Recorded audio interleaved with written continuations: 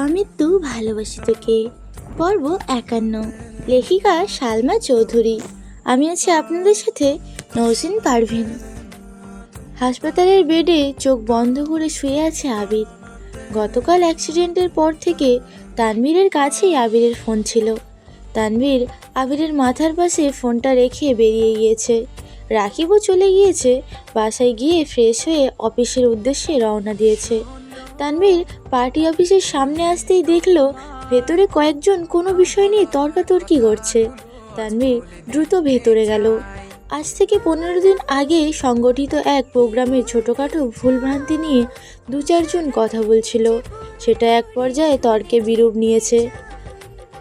তানভীর প্রথমে শান্ত থেকে থামানোর চেষ্টা করেছে, কিন্তু কারোর থামার নাম নেই। অল্প বয়সে সবার রক্তই গরম থাকে। কারোর মুখ থেকে সামান্যতম কথাও কেউ সহ্য করতে পারে না। বেসামাল পরিস্থিতি বুঝতে পেরে তানভীর উচ্চস্বরে ধমক দিতেই সকলে নীরব হয়ে গিয়েছে। সময়টা যেন থমকে গিয়েছে। সবাই মাথা নিচু করে দাঁড়িয়ে আছে। কারো মুখে কোনো শব্দ নেই। আবিরের বলা কথাগুলো মনে হলে তানভীর দীর্ঘশ্বাস ছেড়ে সাবলীলভাবে বোঝানোর চেষ্টা করলো। সবাইকে থামিয়ে তানভীর নিজের চেয়ারে মাথা রেখে ধরে বসে আছে। গতকাল থেকে তানভীরের মেজাজ এমনিতেই খুব খারাপ। মেঘের অনাকাঙ্ক্ষিত আচরণ, আবিরের অ্যাক্সিডেন্ট, মিনহাজ আর তামিমের প্রতি তীব্র আক্রোশ, তানভীরের মেজাজ তুঙ্গে। তানভীরের নিজের বোনের প্রতি যতটা না ক্ষোভ ছিল, তার চেয়ে বেশি রাগ হয়েছিল বন্যাকে সেখানে উপস্থিত দেখে।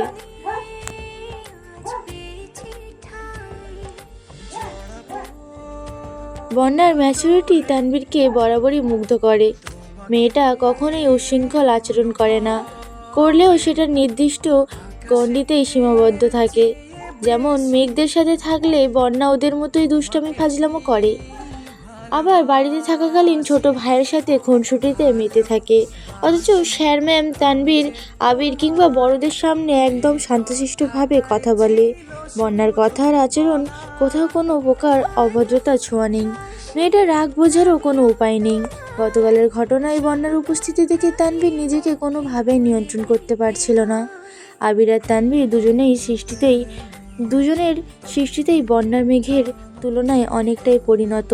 কাউকে চোখ বন্ধ করে বিশ্বাস করলে খুব করে কিছু আশা করে না। না পেলে তখন বুকের ভিতর যে আঘাতটা লাগে সেটা এত সহজে মুছে না। তানভীরের ক্ষেত্রেও এমনটা হয়েছে। বন্যার প্রতি তানভীরের অন্ধবিশ্বাস ছিল। বন্যা মেঘের সাথে থাকলে মেঘ কখনো ভুল বা অন্যায় কিছু করবে না। সেই বিশ্বাসটা বন্যা নষ্ট করে দিয়েছে। নিজেকে নিয়ন্ত্রণ করতে না পেরে বাধ্য হয়ে রাতে বন্যার উপর নিজের রাগ ঝেড়েছে। যদিও পরে সবটাই জেনেছে, কিন্তু তখন কল দেওয়ার মতো পরিস্থিতি ছিল না। বন্যাকে ফোন দিবে ভাবতেই পকেটে থাকা ফোনটা ভাইব্রেট হতে শুরু করে। পকেট থেকে ফোন বের করতেই বন্যার নামটা ভেসে উঠল। অমনি তানভীরের ওষ্ঠপুট স্পষ্ট হলো। মাথা যন্ত্রণা, মনের অশান্তি যেন মুহূর্তেই গায়েব হয়ে গিয়েছে। ফোন রিসিভ করে তানভীর মেলামে কণ্ঠে বলল, যারা আসসালামু আলাইকুম। বন্যা ভয়ে ভয়ে বলল, ওয়ালাইকুম আসসালাম। আবির ভাইয়া কেমন আছেন? আলহামদুলিল্লাহ ভালো, শুধু হাতে পায়ে আর মাথায় ব্যান্ডেজ করা, তবে বিন্দাস আছে। সরি। ও মা, সরি বলছো কেন? এমনি। ভাইয়া কি এখনো হাসপাতালে? হ্যাঁ, কালকে সম্ভবত বাসায় নিয়ে যেতে পারবো। মেঘ কোথায়? হাসপাতালেই আছে। আপনি কোথায়? আমি পার্টি অফিসে আছি। তুমি কি করছো? ভার্সিটিতে আসছি। মেঘ কি আজ বাসায় যাবে না? ও মনে হয় বাসায় ফোন রেখে আসছে, কথা বলতে পারছে না। আমি হাসপাতালে গিয়ে বনুকে ফোন দিব নে, তখন কথা বলে নিও। আচ্ছা। আর একটা কথা জিজ্ঞেস করব। তোমার বন্ধুদের কথা বাদ দিয়ে যা ইচ্ছে জিজ্ঞেস করতে পারো। বন্যার মুখ বন্ধ হয়ে গিয়েছে। গত রাতেই তানভীর নিষেধ করেছিল, কিন্তু ভার্সিটিতে এসে 2 বন্ধুকে না পেয়ে বন্যার মনটা খুঁতখুত করছে। তাই তানভীরকে জিজ্ঞেস করবে ভেবেছিল, অথচ তানভীর আগে থেকেই সাবধান করে ফেলেছে। বন্যা ধীর কণ্ঠে বলল, আচ্ছা রাখি এখন। কি যেন জিজ্ঞেস করতে চেয়েছিলে? কিছু না, ভালো থাকবেন। তানভীর মুচকি হেসে বলল, তুমিও ভালো থেকো, আর কোনো সমস্যা হলে জানিও। বন্যা কল কাটতে কাটতে ঘুরতে নিয়ে আচমকা এক ছেলের সঙ্গে ধাক্কা লাগতে যাচ্ছিল। ছেলেটা দ্রুত সরে গিয়ে ভারী কণ্ঠে বলল, এই যে খুকি, কানা নাকি, দেখে চলতে পারো না? বন্যা ফোন রেখে নিয়েই চোখ তুলে তাকালো। ছেলেটা বেশ ফর্সা, বন্যার তুলনায় হাইট অনেকটাই বেশি, চোখে সাদা সানগ্লাস, চুলগুলো গোছানো, পরনে শার্ট, তার উপর আপ্রন। বন্যা ছেলেটার দিকে তাকিয়ে কপাল কুঁচকালো। ছেলেটা বিলুপ চোখে বন্যার দিকে তাকিয়ে মুচকি হাসলো। তানভীর ফোনের ওপাশ থেকে গম্ভীর কণ্ঠে শুধালো, কে ধমক দিয়েছে? বন্যা ঠান্ডা কণ্ঠে বলল, চিনি না, রাখছি এখন। ছেলেটা কয়েক মুহূর্ত স্থির থেকে বন্যার দিকে তাকিয়ে তাকিয়ে চলে যাচ্ছে। বন্যাও সূক্ষ্ম নেত্রে ছেলেটার দিকে তাকিয়ে আছে। ছেলেটার চাল চলনে হঠাৎ পরিবর্তন দেখে বন্যার মনে খটকা লাগছে। তাছাড়া বন্যা যেখানে দাঁড়িয়েছিল সেখান থেকে সচরাচর কেউ হাঁটা চলা করে না, তবে ওই ছেলে কেন এদিকে আসবে? ছেলেটাকে দেখিয়ে বোঝা যাচ্ছে ক্লাসের দিকে থেকে সিনিয়র হবে, কিন্তু আগে কখনো ছেলেটাকে দেখেছি কিনা সেটা মনে করতে পারছে না। ছেলেটা অনেকটা দূরে চলে গিয়েছে। বন্যা আবারও ঘাড় ঘুরিয়ে তাকালো। বন্যা হঠাৎই মিনহাজের সাথে প্রথম দেখার ঘটনা মনে পড়ে গিয়েছে। মিনহাজ ইচ্ছাকৃত ধাক্কা দিতে এসে নিজেই যেমন ভাব নিয়েছিল, তেমনই এই ছেলেও নিজের অন্য রাস্তায় এসে আবার ধমক দিয়ে বলল, বন্যার এমন নিজের উপর বড্ড রাগ হচ্ছে। একটু আগে বিষয়টা খেয়াল করলে ছেলেটাকে অন্ততপক্ষে দুটো কথা বলতে পারতো। তারপর পুনরায় কল করছে। বন্যা কল রিসিভ করা মাত্রই তানভীর আতঙ্কিত কণ্ঠে শুধালো, কি হয়েছে? কে কি বলেছে? তেমন কিছু না, সত্যি কথা বলো, আসবো কি আমি? আরে না, সত্যি কিছু হয়নি, আপনার আসতে হবে না। Are you sure? ইয়েস। ঠিক আছে, ক্লাস শেষ করে বাসায় চলে যেও। জি আচ্ছা, রাখছি। বন্যা কল কেটে আবারও তাকালো। ততক্ষণে ছেলেটা কোথায় যেন চলে গিয়েছে। এর মধ্যে লিজার মিষ্টি এসে বন্যার মাথায় গাঁটটা মেরে উত্তেজিত কণ্ঠে প্রশ্ন করলো, কিরে, তুইও কি লিফাত ভাই আর প্রেমে পড়েছিস? বন্যা কপাল কুঁচকে রাশভারী কণ্ঠে শুধালো, লিফাত ভাইয়া আবার কে? লিজা হেসে উত্তর দিল, এই যে একটু আগে যার সাথে কথা বলছিলি, যার দিকে এইমাত্র তাকিয়েছিলি, তিনি হচ্ছেন লিফাত ভাইয়া, 4th বর্ষের কেমিস্ট্রি ডিপার্টমেন্টের ফার্স্ট বয়। উনি যে কত মেয়ের ক্রাশ তার কোনো হিসেব নেই, এমনকি আমারও ক্রাশ। তা কি কথা বলছিলি রে?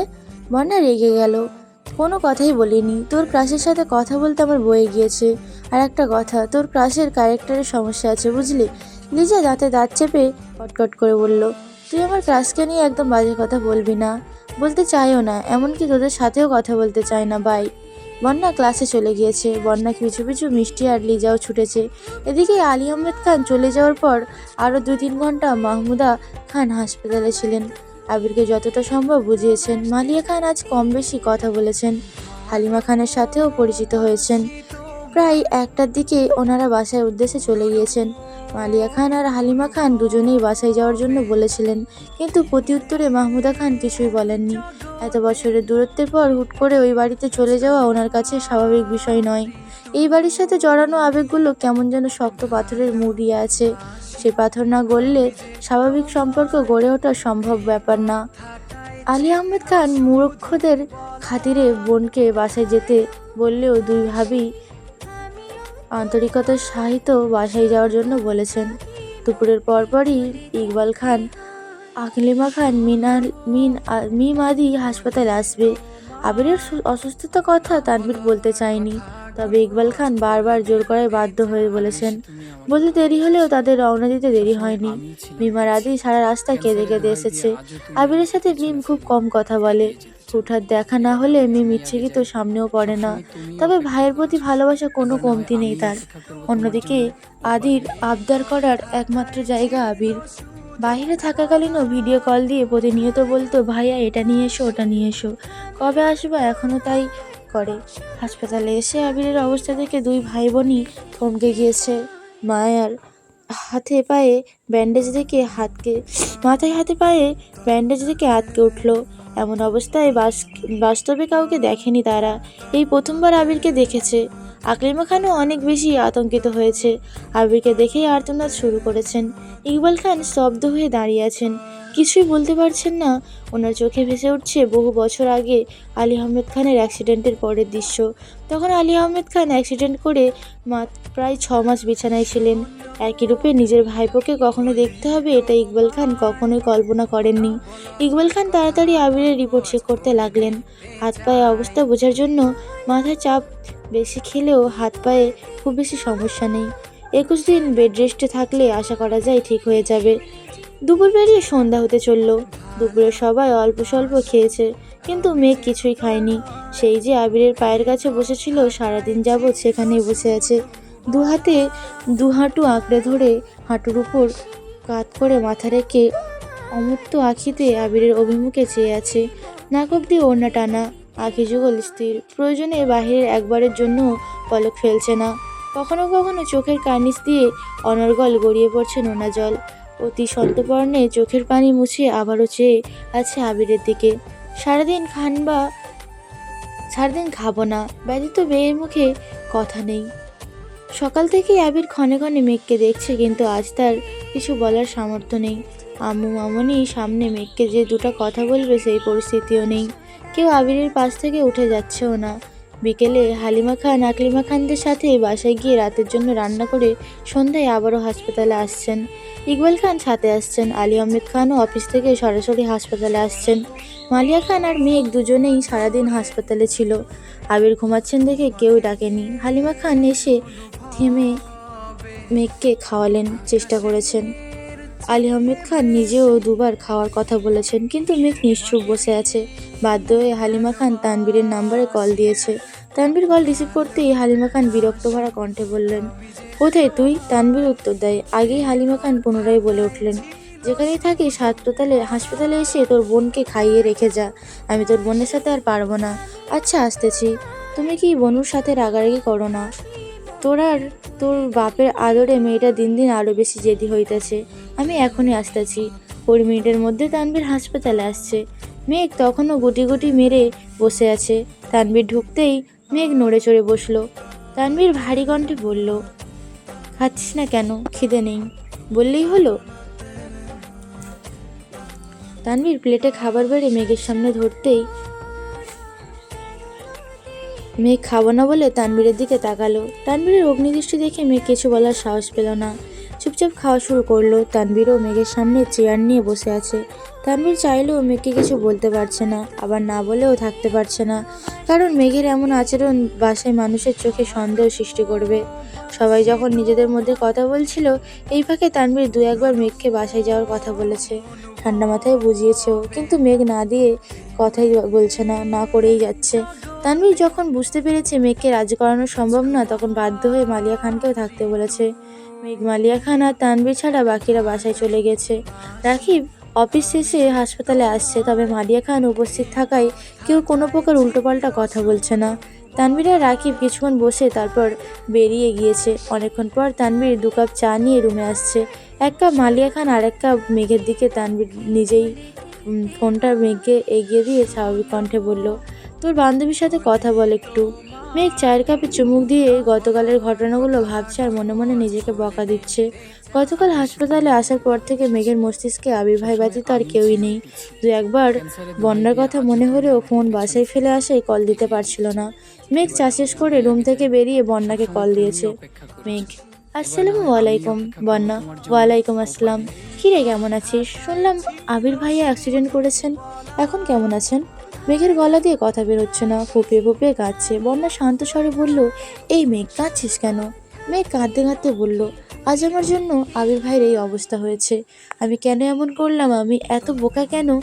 বন্যা বন্যা এলোমেলো কণ্ঠে বলে উঠল, তুই বোকা না, তোর মনটা খুব অস্থির। থাক, কাঁদিস না। ভাইয়া এখন কেমন আছেন বল? ডাক্তার 21 দিনে বেড রেস্টে থাকতে বলেছেন। 21 দিন পরে বেড রেস্টে থাকাকালীন এবং থাকা হয়ে গেলেই তিনি ঠিক হয়ে যাবেন, এবং টেস্ট করলে বোঝা যাবেন তিনি ঠিক হয়েছে কিনা। কালকে নাকি বাসায় নিয়ে যাবে। হ্যাঁ, কিন্তু কিন্তু কি? উনি গতকাল থেকে আমার সাথে কোনো কথা বলছে না। হঠাৎ চোখে চোখ পড়ে গেলে সঙ্গে সঙ্গে চোখ সরিয়ে নেন। আমি কি করব এখন? ওনার রাগ করাটা অস্বাভাবিক কিছু নয়। এক ছেলের সাথে খেলছিলি বলে ক্লাস 5-এ থাকাকালীন যে লোক তোর গায়ে হাত মারতে পারে বা থাপ্পড় মারতে পারেন, সেখানে তুই এক ছেলেকে ভালোবাসিস বলার পর কিভাবে ভাবিস পরিস্থিতি শান্ত থাকবে? উনি আমার থাপ্পড় মারলেও আমি এতটা কষ্ট পেতাম না যতটা কষ্ট এখন হচ্ছে। নিজের উপর আর মিনহাজদের উপর এত রাগ হচ্ছে। এখন অন্তত পক্ষে শান্ত থাকিস প্লিজ, আর কোনো ভুল করিস না। তোর ভাই মিনহাজদের যা করার করে ফেলেছে। মানে? গতকাল থেকে মিনহাজদের কোনো খোঁজ নেই, ফোন বন্ধ, আজ ক্লাসেও আসেনি। তোর ভাই বলছে 3 দিন পর নাকি ওদের খোঁজ পাবো। আমাকে এই বিষয়ে কিছু জিজ্ঞেস করতে নিষেধ করেছেন। কি বলছিস এসব? ঠিকই বলছি, তুই ভুলেও এই প্রসঙ্গে কিছু বলিস না। গতকাল থেকে তোদের টেনশনে আমি ঘুমাতে পারছিলাম না। মেঘ আর বন্যা প্রায় 30 থেকে 40 মিনিট কথা বলার পর ফোন রেখে তানবীরকে ফোন দিয়ে আসছে। কোনো রকমে রাত কাটিয়ে সকাল থেকে আবিরকে বাসায় নিয়ে যাওয়ায় তোড়জোড়ে লেগেছে। ডাক্তার চেক আপ করে রিলিজ দেওয়া মাত্রই বাসার উদ্দেশ্যে রওনা দিয়েছে। এ অবস্থায় সিঁড়ি দিয়ে নামা ওঠা করতে সমস্যা হবে বিধায় আবিরের জন্য নিচে একটা গেস্ট রুম গোছানো হয়েছে। আপাতত কিছুদিন এখানেই থাকবে, পা ঠিক হলে উপরে চলে যাবে। মেঘও নিজের রুমে চলে গিয়েছে। আবিরের দিকে যতবার তাকায় ততবারই মেঘের প্রতি নিজের ঘৃণা হয়। মেঘ বাসায় ফিরে সেই যে রুমে ঢুকেছে সন্ধ্যার পর হয়ে গিয়েছে, অথচ মেঘ একবারের জন্যও নিচে আসছে না। আজই 2 থেকে 3 বার দরজা পর্যন্ত গিয়ে মেঘকে ডেকে এসেছে, কিন্তু মেঘ আসে না। বাধ্য হয়ে মিম মেঘের রুমে গেল। দরজার সামনে থেকে আপু বলে ডাকতে রাখতে ভেতরে ঢুকলো। মেঘ টেবিলের উপর 2 হাতে মাথা রেখে বসে আছে। চুল এলোমেলো থাকার কারণে মেঘ মুখ দেখানোর অবস্থায় নেই। মিমের কাছে এসে ডাকলো, আপু। মিম কয়েক মুহূর্ত পরই বুঝতে পারলো মেঘ ফুপাচ্ছে। মিম যথাসাধ্য মেঘের চুলগুলো ঠিক করতে করতে মলিন স্বরে বলল, আপু তোমার কি হয়েছে, কাঁদছো কেন? মেঘের কান্নার তীব্রতা বাড়ছে, আরো বেশি ফুপাচ্ছে। মিম আতঙ্কিত কণ্ঠে মেঘকে ডাকতে লাগলো। মেঘ অনেকক্ষণ পর মুখ তুলে তাকালো। কান্নার তোপে মেঘের মুখ লাল টকটকে হয়ে গেছে, চোখ বেয়ে অনর্গল পানি পড়ছে। বাঁধি নেই, জলের ধারায় কোনো অন্তত নেই। মিম অবুঝ মেয়ের মতো চেয়ে আছে, প্রশ্ন করার ভাষা হারিয়ে ফেলেছে। মেঘ আচমকা মিমকে জড়িয়ে ধরে হাউমাউ করে কাঁদতে লাগলো। মিমের মনে ব্যাকুল হয়ে আছে। অনেকক্ষণ পর মৃদুস্বরে শুধালো, আপু কাঁদছো কেন, কি হয়েছে তোমার, প্লিজ বলো আমাকে। মেঘ কাঁদতে কাঁদতে বলা শুরু করলো, আমি আবির ভাইকে অনেক ভালোবাসি, আমার নিজের থেকেও বেশি ভালোবাসি। ওনার অস্তিত্ব ব্যতীত আমি আমার সত্তা কল্পনা করতে পারি না। আমার সামান্য ভুলের কারণে আজ আবির ভাইয়ের এই অবস্থা। আমি নিজেকে ক্ষমা করতে পারবো না রে। বিস্ময়ে মিমের চোখে 3 গুণ বড় হয়ে গেছে। মেঘ আশ্চর্যান্বিত নয়নে তাকিয়ে ব্যস্ত কণ্ঠে বলল, তুমি আবির ভাইয়াকে ভালোবাসো? কবে থেকে? দেশে আসার পর থেকে। মিম আর্তনাদ করে উঠল, তুমি আমাকে এতদিনে বলতেছো? মেঘ কাঁদতে কাঁদতে বলল, আমি এখন কি করব? ওনার সামনে যাওয়ার সাহস আমি পাচ্ছি না। কেন, তুমি কি ভাইয়ার মাথা ফাটাইছো নাকি? আমার জন্যই উনি অ্যাক্সিডেন্ট করেছেন। হ্যাঁ বলছে তোমায়, ভাইয়া কপালে অ্যাক্সিডেন্টে লেখা ছিল তাই করেছে, চলো তো। না আমি যাব না। মিম 2 হাতে মেঘের চোখে পানি মুছে শক্ত কণ্ঠে বলল, চলো আমার সঙ্গে, আমিও একটু দেখি ভাইয়ের সাথে তোমায় কেমন মানায়। মেঘ সিক্ত আঁখিতে তাকিয়ে মলিন হাসলো। মিম টানতে টানতে মেঘকে নিয়ে যাচ্ছে। মিমের টানের কারণে মেঘের খোলা চুল সম্পূর্ণ খুলে গিয়েছে। আদুরে রূপে কেমন যেন ফ্যাকাশে দেখাচ্ছে। মিম মেঘের হাত ধরে টানতে টানতে সিঁড়িতে এসেই চিন্তিত কণ্ঠে বলল, আপু একটা প্রশ্ন করি? মেঘ স্বাভাবিক কণ্ঠে বলল, কি? তোমার আর আবির ভাইয়ার বিয়ে হলে আমি তোমাকে কি রাখবো, আর আবির ভাইয়াকেই বা কি? কথা সম্পূর্ণ করার আগে মেঘ 1 হাতে মিমের মুখ চেপে ধরে রাগী স্বরে বলল, বলেও যদি বাসার কারোর সামনে এসব ধরনের কথা বলিস তোকে খুন করে ফেলবো আমি। কেন? পরে বলবো। আচ্ছা ঠিক আছে। মিম আর মেঘ আবিরকে দেখার জন্য ড্রয়িং রুমে পেরিয়ে গেস্ট রুমে আসছে। দরজায় দাঁড়িয়ে মিম হালকা করে কাশি দিল। আবির তখন পূর্ণ মনোযোগ দিয়ে ফোন দেখছিল। ফোনের স্ক্রিন জুড়ে আবিরের কাদম্বিনী এক উজ্জ্বল দৃষ্টতার বিচরণ। মুখে তার মিষ্টি হাসি, ডাগর ডাগর আখি জোড়া, তাকে গাঢ় চোখে কাজল লেখা টানা। আবির নেশাক্ত দৃষ্টিতে সেই ছবিটা দেখছিল। ছবির মলিন বহু বছর আগেই আবিরের হৃদয়ে স্থান করে নিয়েছিল। আকস্মাৎ শব্দ হয়, আবিরের ধ্যান ভেঙেছে। মুহূর্তেই ফোন রেখে চোখ তুলে তাকালো। সরাসরি নজর পড়ে মিমের দিকে। সূক্ষ্ম নেত্রে তাকাতেই মিমের পেছনে মেঘকে দেখতে পেল। মিম দরজা থেকে বলল, ভেতরে আসবো ভাইয়া? আয়। মেঘ মিম ভেতরে ঢুকলো। মেঘ চিবুক গলায় নামিয়ে রেখেছে। মিম টুকটাক কথা বলছে, কিন্তু মেঘ মাথা নিচু করেই দাঁড়িয়ে আছে। মেঘের নীরবতা আবিরও সহ্য হচ্ছে না, তাই বাধ্য হয়ে মিমকে উদ্দেশ্য করে বলল, আম্মুকে বল আমায় খাবার দিতে। মিম আচ্ছা বলে মেঘের হাত ছেড়ে রুম থেকে বেরিয়ে গিয়েছে। আবির কয়েক মুহূর্ত মেঘের দিকে তাকিয়ে রইল। কতক্ষণ যাবৎ মেঘকে দেখেছে তার হিসেব নেই। হঠাৎ রাশভারী কণ্ঠে বলল, সারাদিন শেষে এতক্ষণে আমার কথা মনে পড়ল। মেঘ মাথা নিচু করে দাঁড়িয়ে আছে, থরথর করে হাত পা কাঁপছে। আবির বারবার সূক্ষ্ম নেত্রে মেঘের দিকে তাকাচ্ছে। হঠাৎই মোলায়েম কণ্ঠে শুধালো, কি হয়েছে তোর? মেঘ কাঁপা কাঁপা কণ্ঠে বলল, আই এম সরি আবির ভাই। সরি কেন? আপনার এই অবস্থার জন্য আমি দায়ী।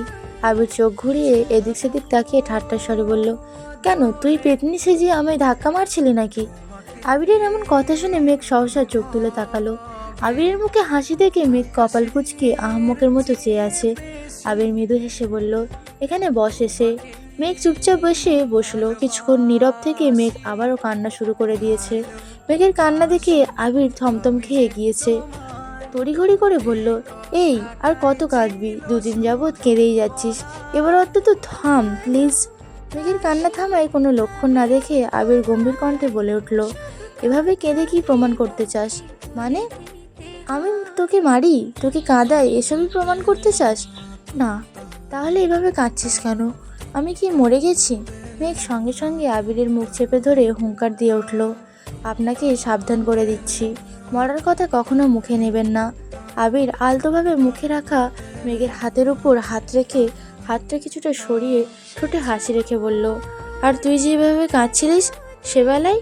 মেঘ কাঁদতে কাঁদতে আবারও বলতে শুরু করলো, আমি ভুল করেছি, আমায় মাফ করে দেবেন প্লিজ। আমি আর কখনো এমন কাজ করব না। মিনহাজদের সঙ্গে আর কখনো কথা বলবো না, কারোর সাথেই মিশবো না।